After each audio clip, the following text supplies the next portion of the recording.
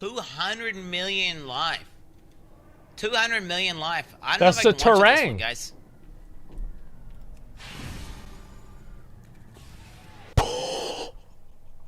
It's over 200 million. And the thing is, it wasn't even a crit. If without the lack of a timer, you are incentivized to wait for meta on every pull, to wait for bloodlust on every pull, because like this is the way that you can win. That's the only way that you can win at this level is to do that. And so I wouldn't want to implement this as a like a timer. Just like, yeah, you have 30 minutes to do this, but imagine things like the jailer sends increasing waves of enemies at you. He notices if you do something that increases the difficulty of creatures on that floor. So like things that are not necessarily timers, that you can still take your time and be methodical. You don't feel like you're racing against a clock. But if you're using an inordinate amount of time, that the floor will become rapidly impossible, or at least more difficult, and so you have to take those things into account. So that would only be I don't think I would even do this in the first several floors of Torghast at the bottom level, where again, for people who don't have a taste for that type of mechanic, for whom like any type of instance content is can be threatening or a little scary, that like, no, we won't even bother with timers there. It would be something which is like really comes into play later on. So that's kind of tangentially tied to your affix question, but that might be something which does kind of end up landing in that world as we continue to tune and develop. No, that's awesome. I think right now not having a timer is just it just feels good because you get to explore and not feel rushed. But I do sense a little bit of what you're saying, because I know even yesterday when I was doing a playthrough of my mage, I was like waiting 100% for Lust to come off cooldown so that I can use my what we call the minigun mage, where the type warp just makes you cast like 90% faster, so it's just like arcane blasting on with no CD whatsoever. That sounds fun. So any truers? Yeah, I mean, I actually agree with that. I like the idea that I can just walk around and just kind of be like, yo, I'm here. What up? So, where is the part where he actually talks about this? I feel like what they could do if they want to have a timer is, what if you had a button that you could just like click and pause the game, and it pauses everything. It pauses all of your cooldowns. It pauses all of that stuff. So you could go AFK. Yeah. So it was so much fun, and I was like, oh man, am I gonna have to wait for Lust now for every boss just to have this much fun? Not a good time. Yes, hopefully not. Hopefully, like that you're not incentivized to play that way, because like at the end of the day, we want it to be fun. So we're gonna make the rule set. They want it to have be the fun. maximum That's amount good of people to know. have the most amount of fun. Awesome. So you mentioned like the keys to get to a floor. Will we have keys where we can actually skip floors and get somewhere above, like just normal? Yes. So there is a plan to have something along the lines of a key to be able to get into the jailer's tower, and the reason for that is just that unlocks the ability for us to give better rewards to be able to get in.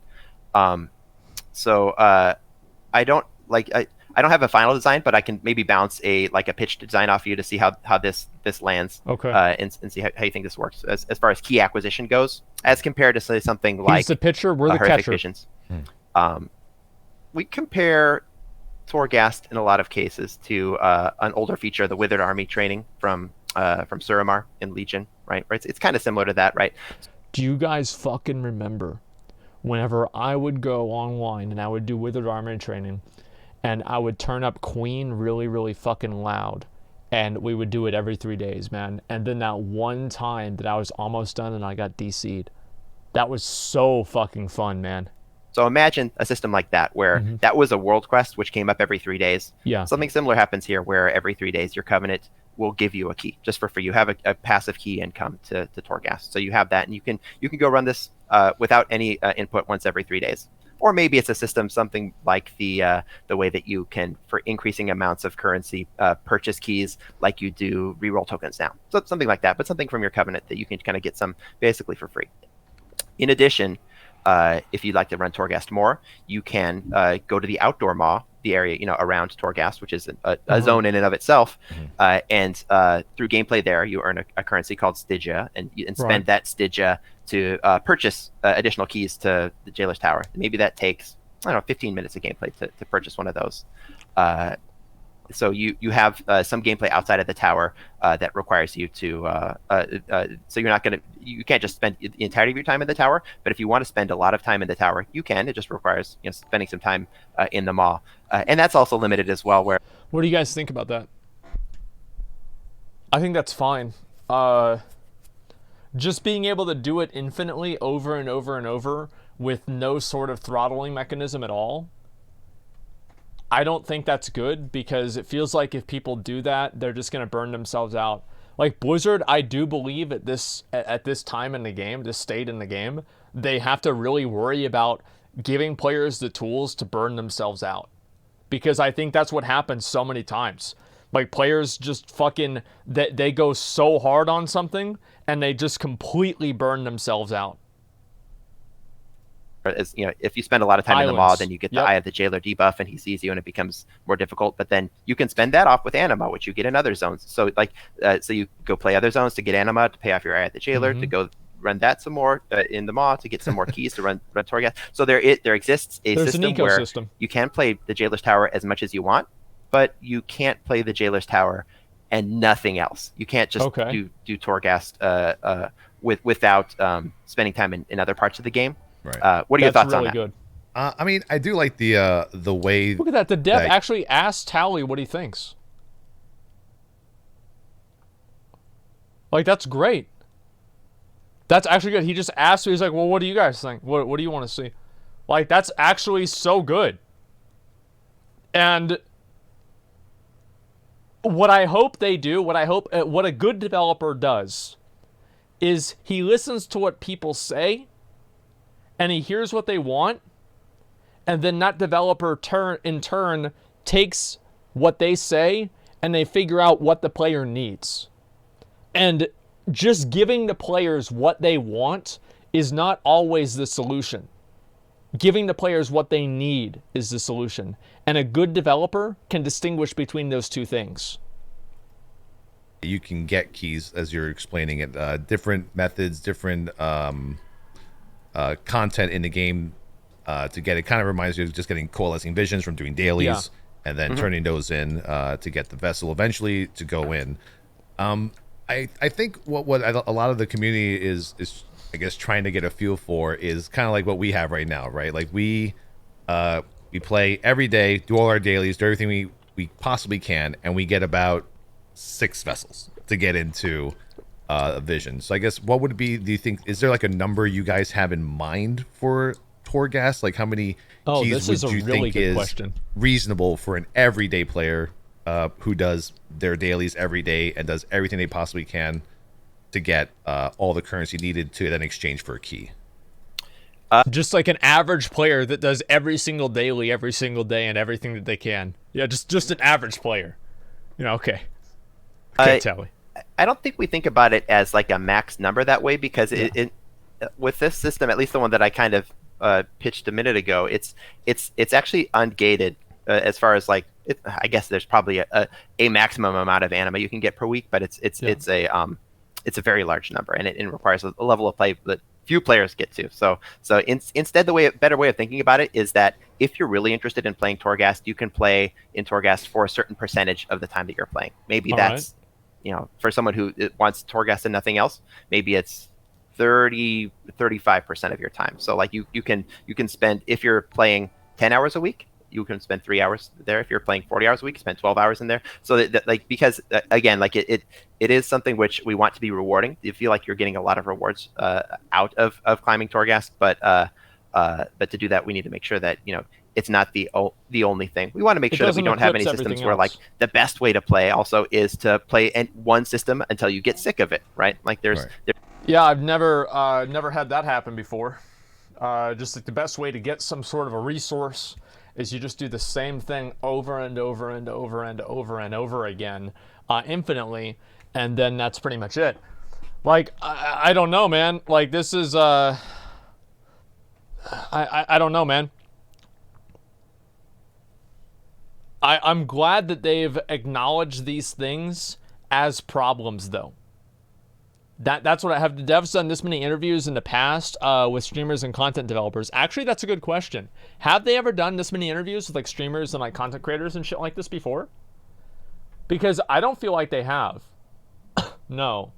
Well, this is smart. Like, them doing this is really smart because it boosts the visibility on the website because people tune in to watch stuff like this. It helps the content creators, which in turn makes them feel like, okay, well, I don't want to shit on Blizzard too much because I want them to give me another interview, right?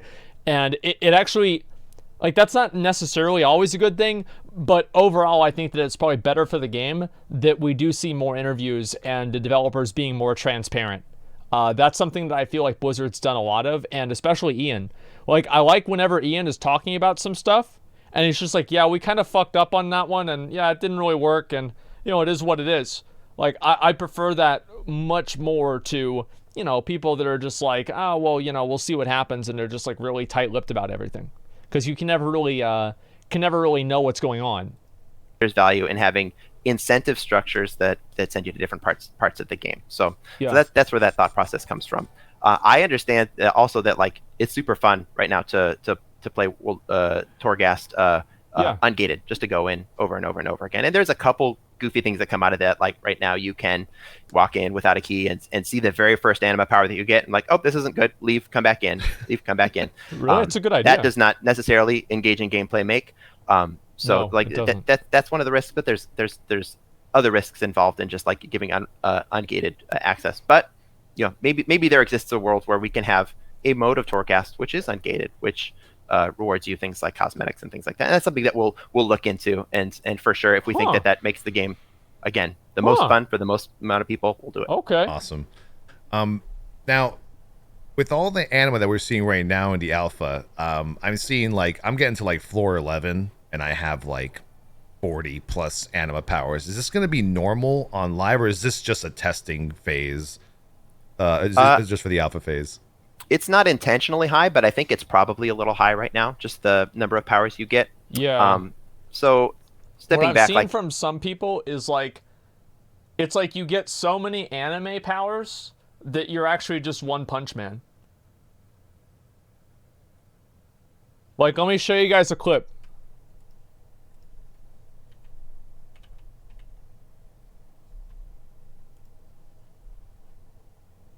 I saw this yesterday. Let's see it.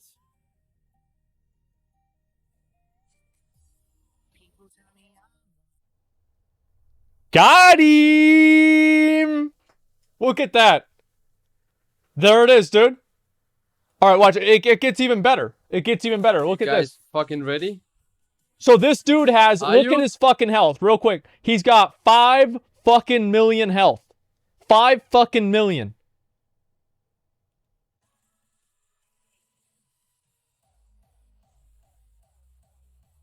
Ready? See ya! Oh! 147 million in his face! What the fuck, dude? I'll see this number again, dude. Boom. That's bigger than Legion. No, that's not. That's beyond Legion. That's like if... This is like if we never had the stat squish in BFA, and we had an entire growth, a power growth in the Legion, and BFA, and now we're in fucking Shadowlands. It is insane, dude. Okay, just a second. Let me see what this one is. Okay, let me pull it up. 200 million life.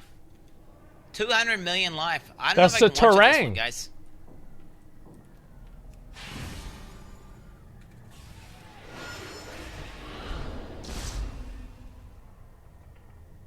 $200 million life. 200 million life. I don't know if I can one-shot this one, guys.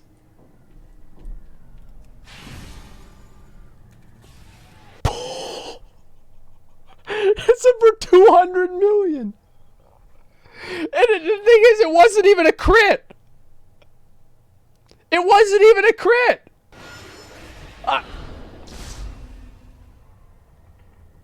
200 million life. One more time. 200 million life. One more I don't know if time. I can one-shot this one, guys.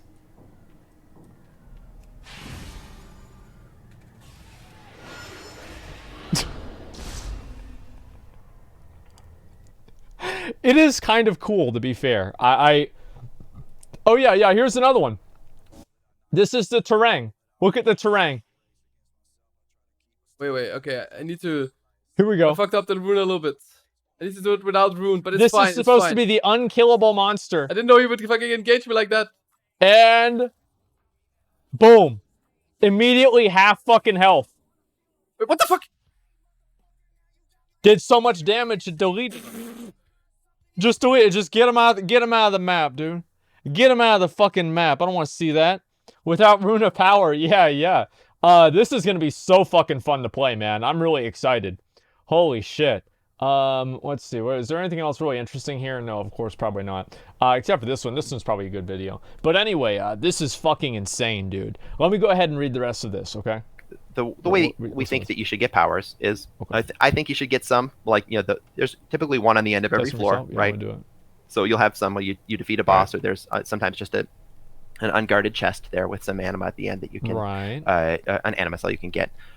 There's also anima that comes from like opt-in challenges, right? Like sometimes you'll see one at the end of a corridor that has a bunch of scary traps on it, or on a rare or an elite creature that's is called out as like someone who is a powerful minion of the jailer.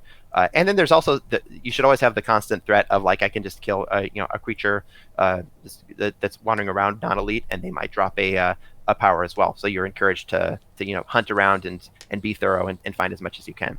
Yeah. So let's say that ends up being, you have one of those.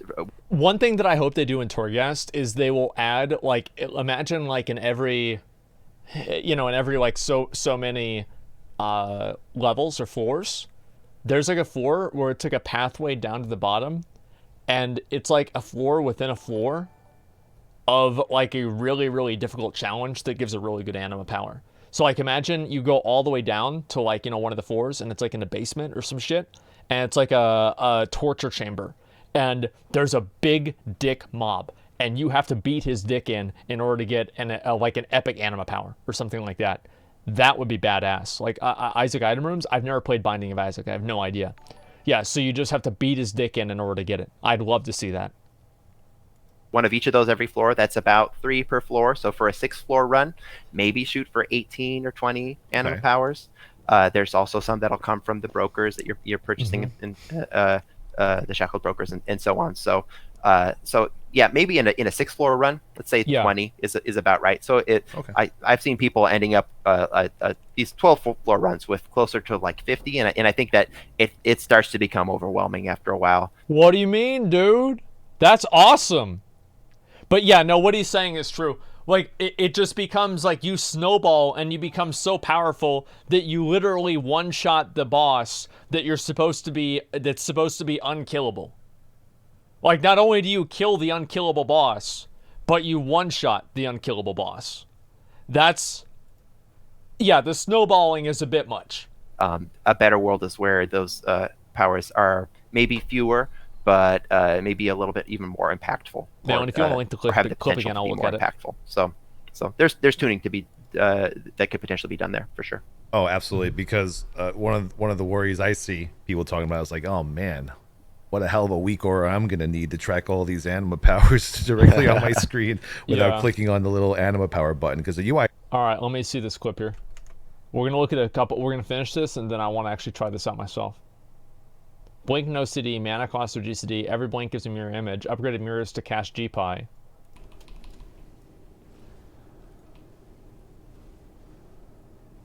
What the fuck? Yeah, this is good. This is great. This is fantastic. What the fuck?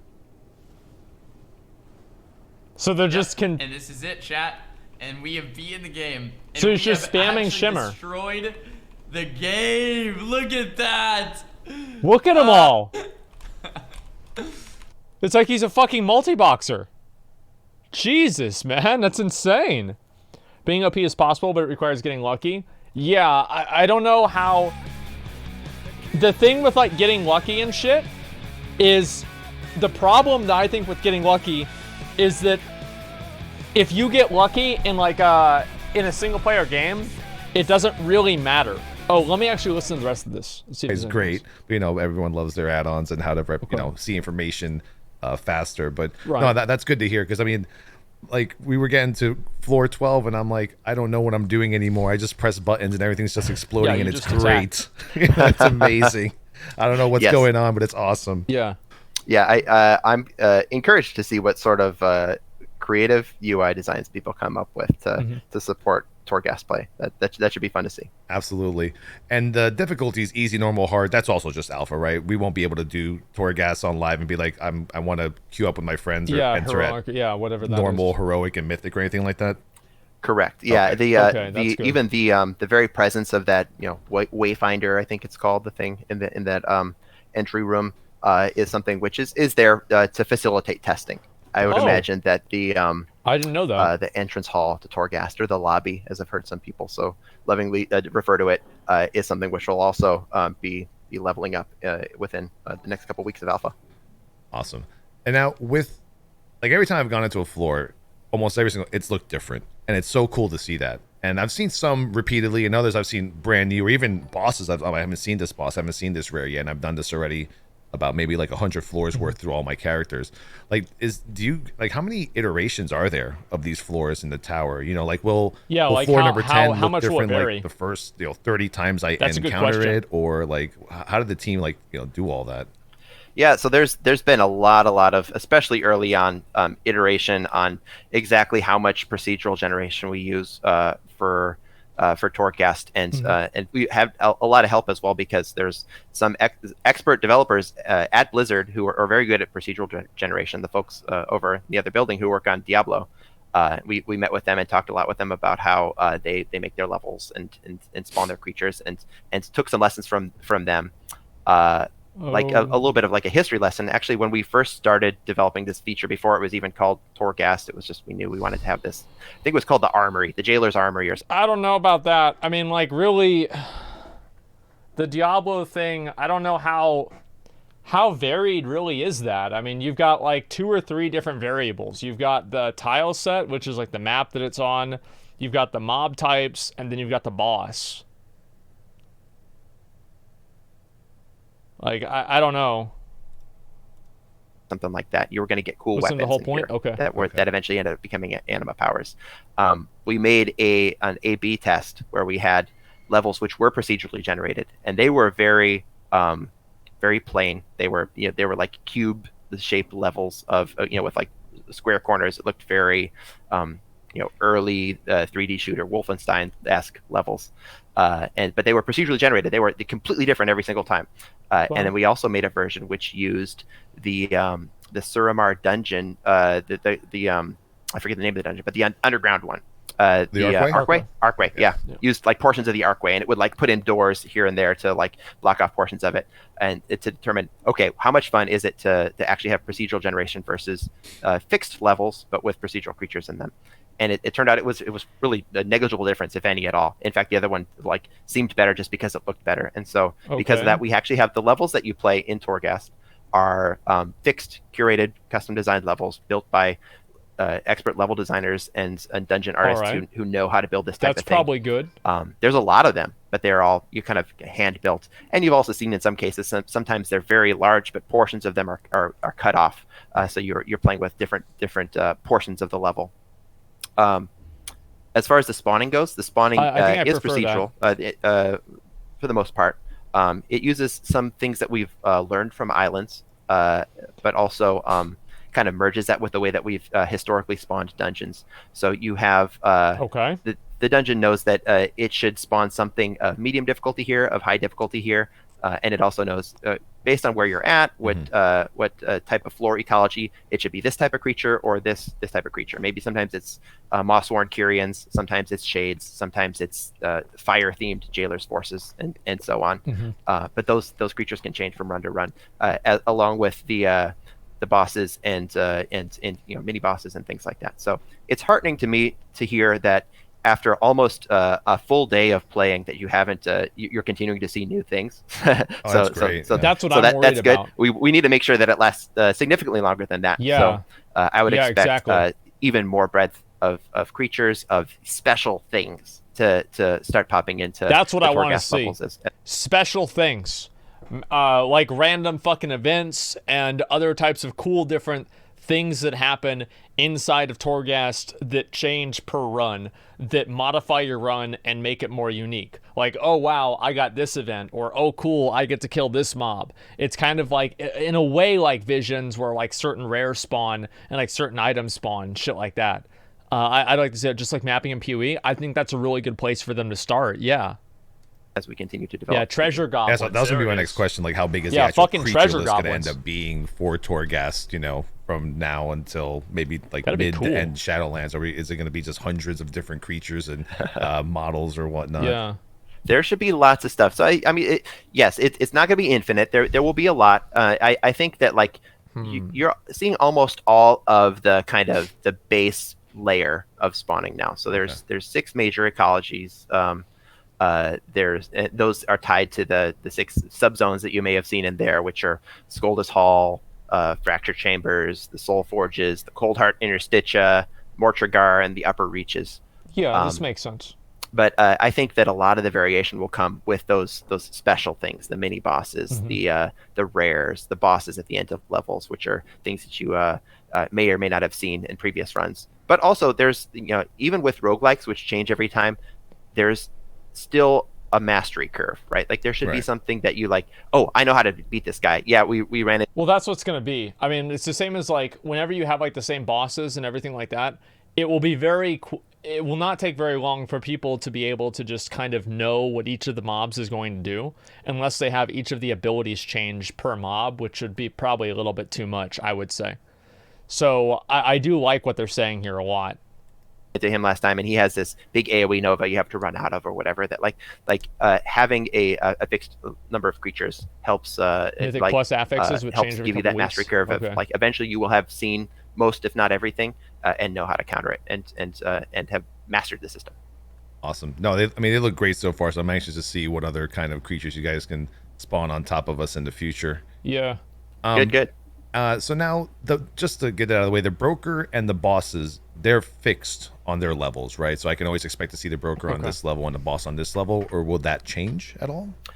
I think that so yes, currently right now, brokers show up on the break levels and then immediately before a boss. Okay. And the bosses. Highlights. Keys for Torghast can technically be infinitely farmed, but you need to do more than just Torghast to get it. You'll be able to enter Torghast shortly after you hit level 60. So you can have as many keys as you want, but you just have to farm them over and over and over. All right, a soft timer per floor might be added so people don't feel incentivized to only pull with cooldowns up. That's probably a good idea. Torghast has tech to scale mobs by role and even by spec, but with anima powers, they're not so sure if it's needed. Probably not a lot of equipable gear that has an item level in Torghast. It's mostly for legendaries and freed souls. I don't know what freed souls do. Torghast will stick around for the expansion with new floors, legendaries, themes, and ecologies. So this is great. They're actually expanding Torghast beyond just being a, just like a really, really simple bit of bullshit. It's not just like a one thing. You're probably going to have like, I don't know, other kinds of like different rare, weird mobs out of this too, which is really, really cool. I like this a lot. I reckon they should churn out new rooms every few weeks. Yeah, I feel like that'd be really interesting too.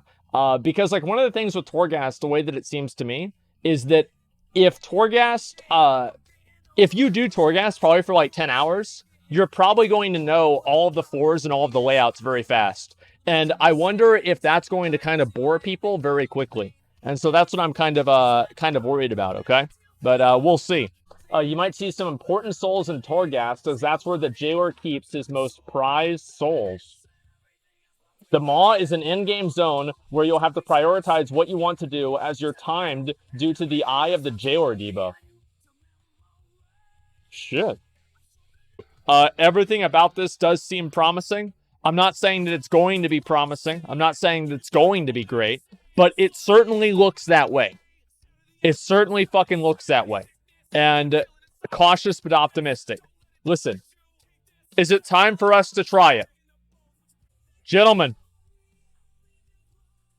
4 testing is here and he's ready.